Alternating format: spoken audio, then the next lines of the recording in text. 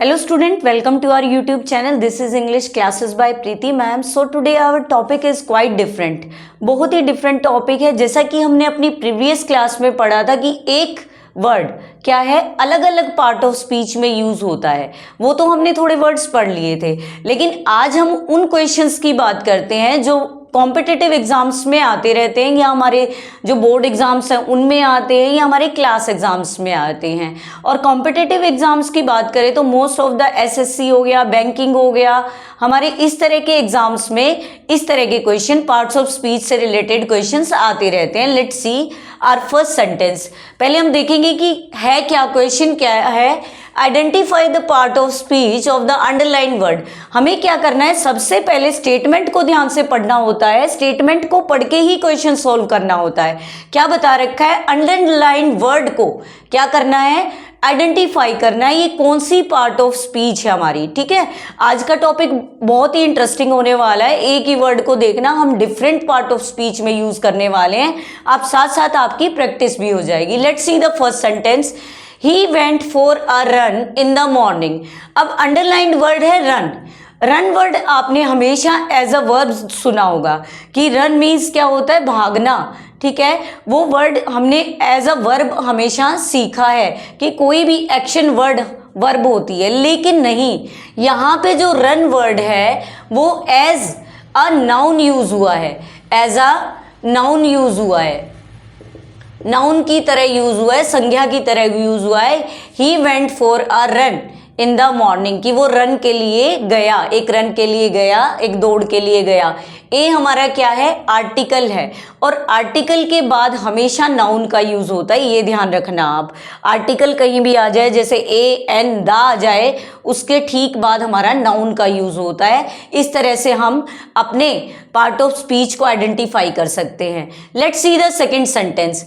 He runs a company. अब यहाँ दोबारा रन्स आ गया।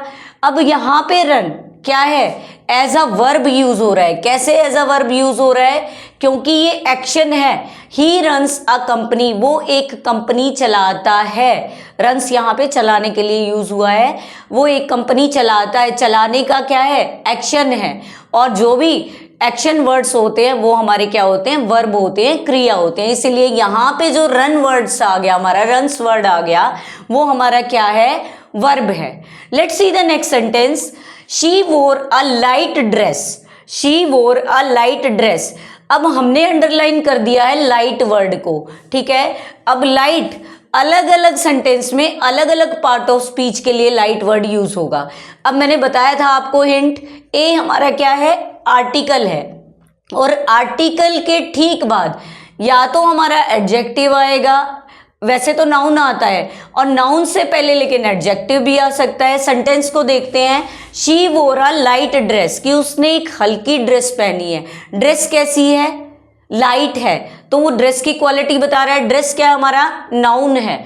ठीक है, जो नाउन को क्वालिफाई करे वो हमारा क्या होता है, एडजेक्टिव, यानी नाउन के बारे में बता रखा है कि ड्रेस कैसी है, लाइट है, तो यहाँ पे जो लाइट वर्ड है वो क्या, कैसे यूज हो रहा है, एज एन एडजेक्टिव यूज हो रहा है।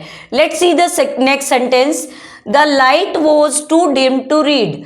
अब यहाँ पे light word, the light was too dim to read, कि रोशनी इतनी डिम थी पढ़ने के लिए, बहुत डिम थी पढ़ने के लिए। अब यहाँ पे द लाइट, जो लाइट है एज अ नाउन यूज हुआ है। इसी से पहले जो लाइट वर्ड्स था वो हमारा एडजेक्टिव के लिए यूज हुआ था, और नेक्स्ट सेंटेंस में जो लाइट वर्ड है वो एज अ नाउन यूज हुआ है, यानी संज्ञा की तरह वो यूज हो रहा है, सब्जेक्ट की तरह वो यूज हो रहा है light word. Let's see the next sentence. Please light the lamp. अब यहाँ पे light, please light the lamp, कि लैम्प को जला दो, कृपया करके लैम्प को जला दो। अब जला दो, जलाना कोई भी क्या है, एक्शन है। मैंने बताया था हिंदी में जो वर्ड्स के पीछे ना आ जाए वो हमारी क्या होती है, वर्ब होती है, क्रिया होती है।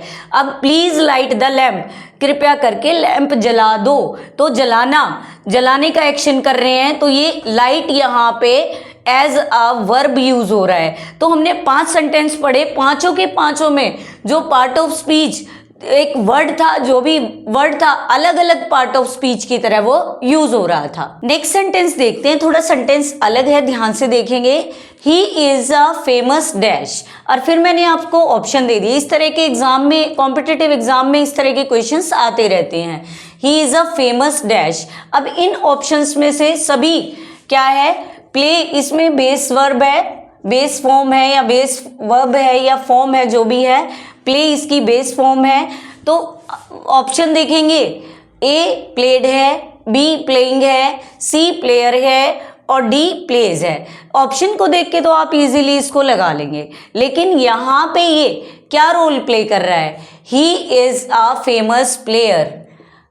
प्लेयर तो लगा दिया हमने, प्लेयर यहाँ पे एज अ नाउन यूज हो रहा है। फेमस क्या हो गया, एडजेक्टिव है हमारा, ठीक है। ए क्या हो गया, आर्टिकल है हमारा। आर्टिकल के ठीक बाद या तो नाउन मिलेगा आपको या फिर एडजेक्टिव भी मिल सकता है आपको, ठीक है। और he is a famous player, तो यहाँ पे player word as a noun use होगा। सभी की फॉर्म, बेस फॉर्म आपकी प्ले है। Come to the next sentence, she can watch the kids. अब यहाँ देखना, अलग अलग वर्ड है, मतलब वर्ड तो एक जैसे हैं, सेम वर्ड है, लेकिन डिफरेंट पार्ट ऑफ स्पीच में यूज हो रहे हैं। और ये एग्जाम में आए हुए क्वेश्चंस हैं जो अधिकतर आते हैं एग्जाम में। She can watch the kids. अब कैन क्या है, हमारा मॉडल है। मॉडल के बाद हमेशा क्या लगता है, थोड़े थोड़े हिंट देख के ही आप सोल्व कर सकते हैं क्वेश्चन। मॉडल के बाद हमारी बेस फॉर्म लगती है, first form of the verb लगती है, यानी वॉच यहाँ पे as a verb role play कर रहा है। She can watch the kids, कि वो किड्स को देख सकती है, वॉच कर सकती है, ठीक है, देख सकती है। तो यहाँ पे वॉच वर्ड है जो एज अ वर्ब यूज हुआ है। मॉडल के बाद हमेशा वर्ब की फर्स्ट फॉर्म यूज होती है। Come to the next sentence, I bought a new watch. अब यहाँ देखेंगे, I bought a new watch, मैंने एक नई घड़ी खरीदी, ठीक है। यहाँ पे वॉच, ये फिर से ए आर्टिकल हो गया हमारा, न्यू वॉच नई घड़ी, यानी न्यू नई घड़ी, न्यू किसको दिखा रहा है, एडजेक्टिव है, किसको क्वालिफाई कर रहा है, वॉच वर्ड को। तो वॉच हमारा क्या है, नाउन है, नाउन को ही एडजेक्टिव क्या करता है, क्वालिफाई करता है। न्यू वर्ड हमारा एडजेक्टिव है, ठीक है। और ए हमारा क्या है, आर्टिकल है। Come to the next sentence, he is on watch duty tonight, कि आज वो ऑन वॉच यानी नजर रखने की ड्यूटी आज उसकी है, या ध्यान रखने की ड्यूटी आज उसकी है। तो यहाँ पे ऑन वॉच, यहाँ पे ये क्या है, watch as a noun role play कर रहा है, संज्ञा की तरह रोल प्ले कर रहा है, ठीक है। Come to the next sentence, she can run fast. अब हमें फास्ट वर्ड को देखना है, फास्ट वर्ड कौन सा पार्ट ऑफ स्पीच है, कैसे पता लगाएंगे। अब हम, फास्ट मीन्स तेज होता है। अब शी कैन तो हमारी वर्ब मॉडल हो गया, रन हमारी वर्ब हो गई, और जो वर्ब के बारे में बताए, वर्ब को क्वालिफाई करे, वो क्या होता है हमारा, एडवर्ब होता है। यस, ये हमारा फास्ट वर्ड क्या है, एडवर्ब है, क्योंकि ये बता रहा है कि वो कैसे भाग सकता है, फास्ट भाग सकता है। भागना क्या है, एक्शन वर्ड है, यानी वर्ब है। जब वर्ब को क्वालिफाई कोई वर्ड करे तो that is called an adverb, वो एडवर्ब कहा जाता है, ठीक है। Come to the next sentence, he drives a fast car. ध्यान से देखना है, फिर से ए क्या है, आर्टिकल है, आर्टिकल के बाद आर्टिकल भी आ सकता है हमारा, नाउन भी आ सकता है।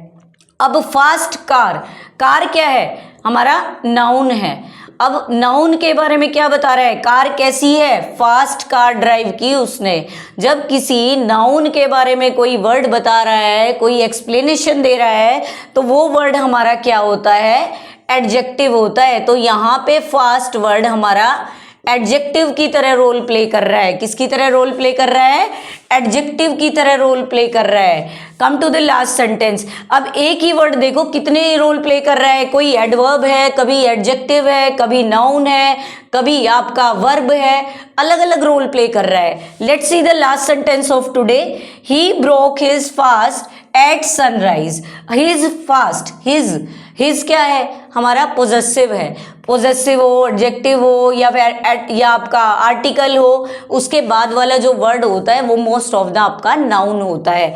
तो ही इज फास्ट, उसका फास्ट, ठीक है। तो ये हमारा fast as a noun role play कर रहा है। तो अभी हमने फास्ट को ही देखा, कभी वो एडवर्ब है, कभी वो एडजेक्टिव है, कभी वो नाउन है। फिर इससे पहले हमने वॉच को देखा, कभी वो आपका वर्ब है, कभी नाउन है, और फिर दोबारा सेंटेंस में देखा नाउन है, एडजेक्टिव की तरह भी यूज हो रहा है। तो इस तरह से हमने अलग अलग सेंटेंसेस पढ़े और वो अलग अलग रोल प्ले कर रहे थे।